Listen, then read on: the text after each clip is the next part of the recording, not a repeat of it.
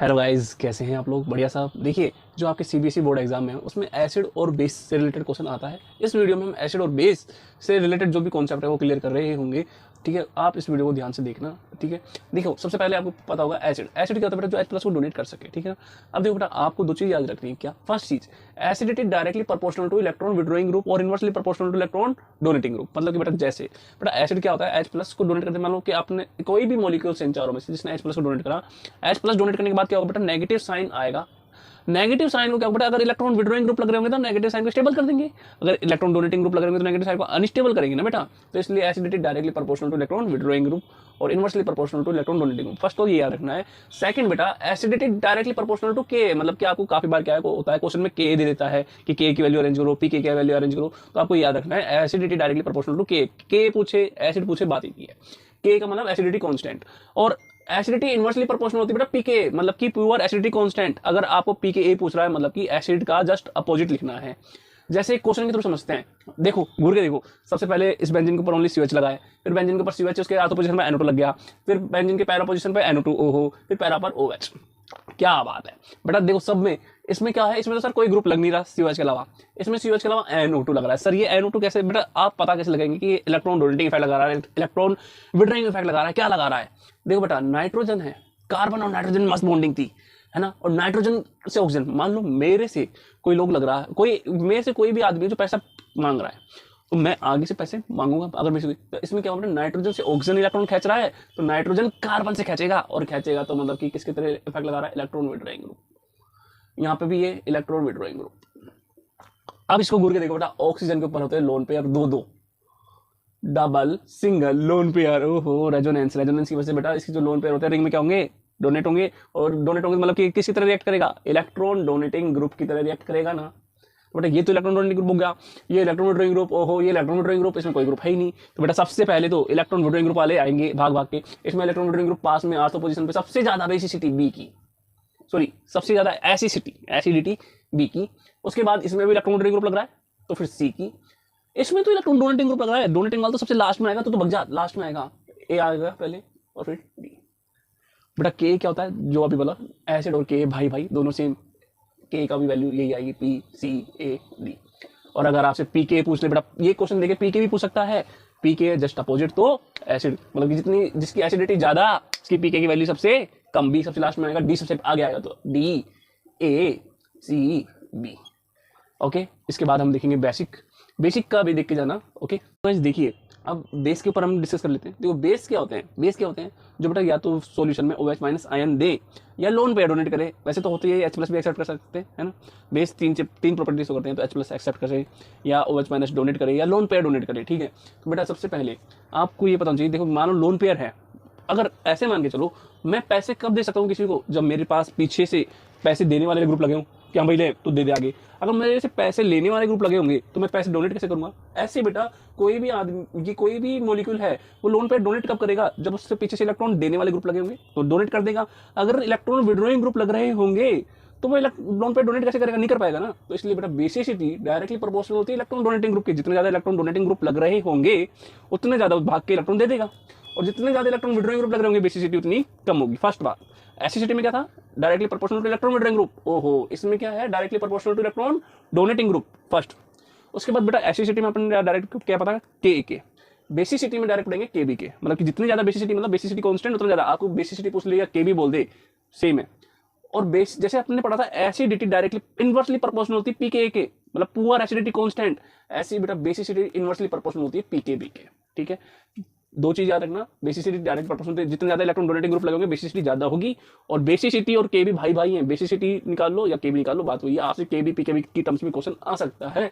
इस क्वेश्चंस में तीन है, आपको तीनों की वैल्यू बतानी है। सबसे पहले बेसिसिटी किसकी ज्यादा है, फिर उसके बाद में केबी की वैल्यू, उसके बाद में पीकेबी की वैल्यू। आप एक बार खुद सोल्व करके देखें, उसके बाद में बताता हूँ। देखो पहले सबसे पहले आपको स्ट्रक्चर बनानी आनी चाहिए। अगर आपने सोल्व कर लिया तो यहाँ पे देखना स्ट्रक्चर बनानी चाहिए। C6H5 का मतलब क्या था बेटा, पहले अभी तक पता होना चाहिए। C6H5 का मतलब क्या था बेटा, C6H5 का मतलब बेंजीन ग्रुप है, उसके ऊपर NH2 लग रहा है।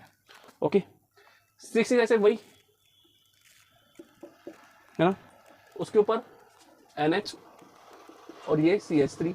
ठीक है, यही होगा। और C6H5 वही बेटा बेंजीन रिंग, उसके ऊपर CH2 और फिर ये NH2।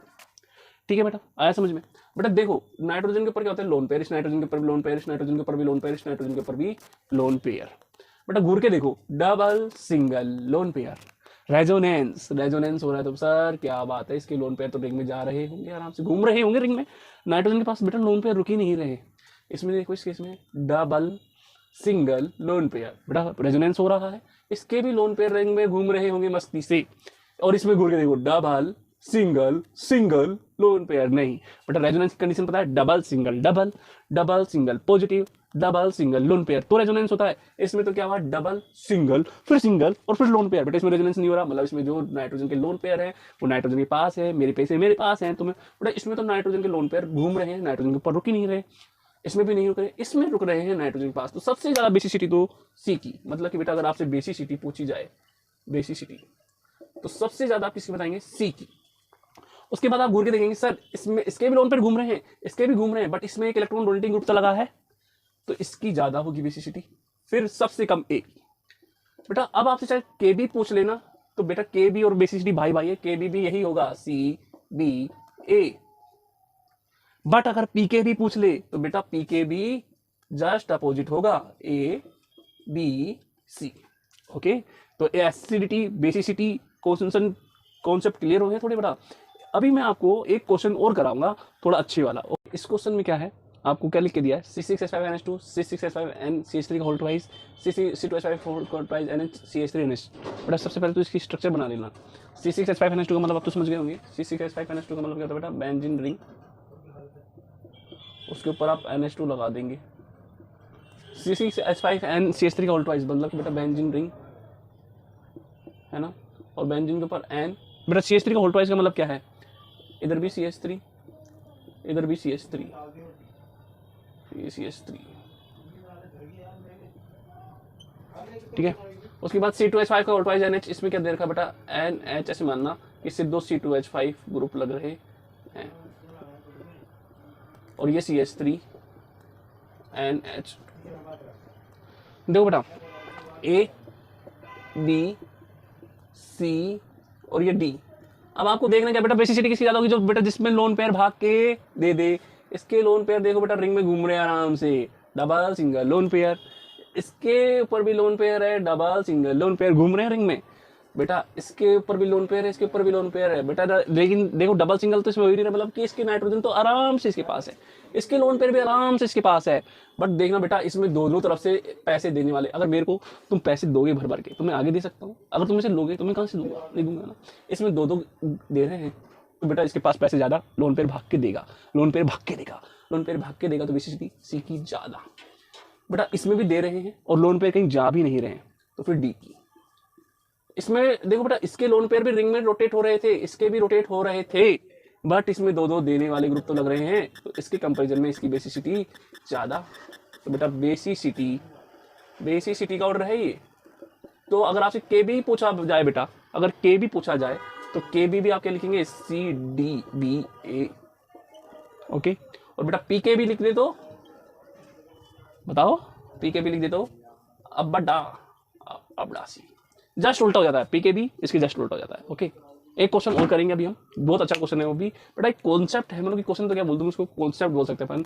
वो कॉन्सेप्ट आपके IIT नीट में भी पूछा जा चुका है, ठीक है, वो थोड़ा सा अच्छा है। गाइस देखिए ये क्वेश्चन है ना आपके नीट में भी पूछा जा चुका है एक बार, ठीक है। देखो क्या होता है ना, CH3NH2 लिख के दिया है, CH3 का होल ट्वाइस NH लिख के दिया है, और CH3 का होल ट्वाइस N लिख के दिया है। बेटा दो कंडीशन होती है, अगर आपको कुछ भी सोलवेंट नहीं लिख के दिया तो आपको मानना है कि वो वाटर में डिसॉल्व है, और आपको साफ साफ लिख के दिया, ये क्वेश्चन लिख के दिया CH3NH2 CH3 का होल ट्वाइस NH CH3 का होल ट्वाइस N इन गैसेस फेज, इसमें बेसिसिटी, मतलब कि अगर साफ साफ इंडिकेट करके दे दे कि गैसेस फेज में बेसिसिटी बतानी है, और अगर कुछ भी नहीं लिख के दिया बेटा, अगर कुछ भी नहीं लिख के दिया ना तो हम पर मानेंगे कि वो पानी में डिसॉल्व है, ठीक है। बेटा इस केस में और इस केस में पानी में अगर डिसॉल्व होता है ना तो थोड़ा सा डिफरेंस आ जाता है बेसिसिटी में। वैसे तो अपन क्या देखते हैं कि बेटा जितना ज़्यादा मेरे को अगर ज़्यादा ग्रुप लगेंगे पैसे देने वाले तो मैं ज़्यादा दूंगा, वैसे तो अपन ऐसे करते हैं। बट अगर पानी में सोल्यूबल होता है ना बेटा, तो एक तो सोल्यूबिलिटी का फैक्टर आता है, एक स्टेरिक हिंड्रेंस का फैक्टर, दो फैक्टर मिलके इन दो क्वेश्चंस में बेसिसिटी को चेंज कर देता है, बेसिसिटी का ऑर्डर। वैसे तो होना क्या चाहिए था बेटा कि ओहो नाइट्रोजन के पास 3 3 देने वाले ग्रुप लग रहे हैं तो बेसिसिटी इसकी ज़्यादा होनी चाहिए थी, है ना।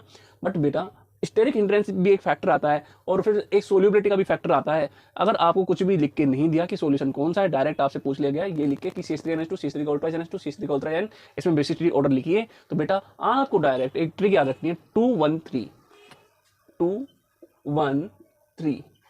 सर ये 213 क्या है बेटा? जिसमें 2 बार CH3 लग रहे होंगे ना, CH3 उसकी बेसिसिटी सबसे ज्यादा। मान लो कि ये 3 है, A, ये B है और ये C है, ठीक है। इसमें अपन बेसिसिटी ऑर्डर में अरेंज करना है और सॉल्यूशन आपको मतलब कि सॉल्वेंट का लिख के नहीं दिया आपको, तो आपको मानना है कि वो वाटर में डिसोल्व करके दे रहा है, और वाटर में बेटा बेसिसिटी का ऑर्डर होता है। अगर जिसके पास जिसके पास दो CH3 लग रहे होंगे ना बेटा, उसकी सबसे फर्स्ट ज्यादा, फिर उसके बाद जिसके पास एक CH3 लग रहा होगा उसकी, और जिसके पास 3 CH3 लग रहे होंगे ना उसकी बेसिसिटी सबसे कम हो जाती है। रीजन ये याद रखना बेटा, स्टेरिक हिंड्रेंस की वजह से और क्या नाम से वाटर में सोल्युबिलिटी लेस की वजह से। तो सबसे पहले अगर CH3 ग्रुप लग रहा है तो 213 का मतलब जिसके पास 2 CH3 लग रहा है वो सबसे ज्यादा, जिसके पास 1 लग रहा है फिर वो, और जिसके पास 3 लग रहे हैं फिर वो, 213। और बेटा अगर ऐसा हो कि क्या नाम जिसके पास C2H5NH2 है, अगर ये ग्रुप भी आ जाता है ना और सॉल्यूशन अगर आपको कुछ भी नहीं लिख के दिया, आपको डायरेक्ट लिख दिया C2H5NH2 C2H5 का अल्ट्राजन C2H5 का अल्ट्राजन, इसकी बेसिसिटी बताइए, ऑर्डर में अरेंज करिए, तो बेटा वही इसमें भी क्या होता है ना, जनरल से थोड़ा सा डिफरेंस आ जाता है। क्यों? क्योंकि बेटा इसमें भी आप देखेंगे तो क्या कहेंगे यार, ओहो नाइट्रोजन के पास 3 C2H5 लग रहे हैं, 3 देने वाले लग रहे हैं, बेसिसिटी इंक्रीज होनी चाहिए थी। बट बेटा ये वाटर में डिजोल्व होने की वजह से ना, देखो नाइट्रोजन के पास हाइड्रोजन है ही नहीं, सोल्यूबल नहीं होगा, स्टैटिक हिंड्रेंस होगी, ये वो कई फैक्टर इंक्रीज डिक्रीज करने पर साइंटिस्ट ने डायरेक्ट इनका ऑर्डर कर रखा है। वो आपको डायरेक्ट याद रखना है कि मिथाइल वाले केस में तो 213 और इथाइल वाले केस में 231 बस। सर अगर टू C2H5 लगाएंगे तो इसकी बेसिसिटी सबसे ज्यादा, फिर 3 वाले की और फिर 1 वाले की। मिथाइल के केस में 213 और इथाइल के केस में 231। ओके, और बेटा आपको साफ साफ लिख के दे दे कि गैसियस फेज में बताओ। बेटा गैसियस फेज में कोई किसी से मतलब नहीं रखता। ये देखो बेटा इसमें है ना चेंज किस लिए आया, क्योंकि आप वाटर में डिजोल्व कर रहे हो। बेटा वाटर में डिजोल्व करने पे ना ये इसके पास एक हाइड्रोजन है तो ये वाटर के साथ बॉन्डिंग कर लेता है, इसके पास भी है बॉन्डिंग कर लेगा, बट इलेक्ट्रॉन डोनेटिंग इफेक्ट नहीं लग रहा। तो ये 2-3 फैक्टर मिलाने पे ये ऑर्डर निकाला था। लेकिन जब गैसियस फेज में ना बेटा सोल्यूबल तो है ही नहीं, उसको किसी से मतलब ही नहीं है, तो उसमें तो बस डायरेक्ट इलेक्ट्रॉन डोनेटिंग इफेक्ट के हिसाब से करेंगे। मतलब अगर आपको गैसियस फेज लिख के देते तो आपको ये देखना जिसके पास ज्यादा से ज्यादा इलेक्ट्रॉन डोनेटिंग ग्रुप लग रहे होंगे बेसिसिटी उसकी ज्यादा। जैसे इसके पास 3 लग रहे हैं तो इसकी बेसिसिटी ज्यादा, इसके पास 2 और इसके पास 1। ऐसे इसमें इसके पास 3 लग रहे हैं, इसके पास 2 लग रहा है, इसके पास 1 लग रहा है। बेटा समझ में आया? अगर आपको सॉल्यूशन कुछ भी नहीं लिख के दे रहा कि गैसेस फेज में बताओ, तो आपको मान के चलना है कि वो वाटर में डिजोल्व करके दे रहा है। और मिथाइल वाले केस में 213, इथाइल वाले केस में 231, और गैसेस फेज लिख के दिया है तो फिर तो कोई टेंशन ही नहीं लेनी, उसमें तो फिर जितने ज्यादा इलेक्ट्रॉन डोनेटिंग इफेक्ट लग रहे होंगे वो, ठीक है। और बेटा ये भी याद रखना, बस ये इथाइल और मिथाइल में ही चेंजेस आते हैं, और सब जगह अपन को वही जितने ज्यादा इलेक्ट्रॉन डोनेटिंग इफेक्ट लग रहा होगा बेसिसिटी ज्यादा होगी। बस इस वाले केस में थोड़ा सा चेंजेस आते हैं। ओके, आई होप आपको समझ में आया होगा। वर्ल्ड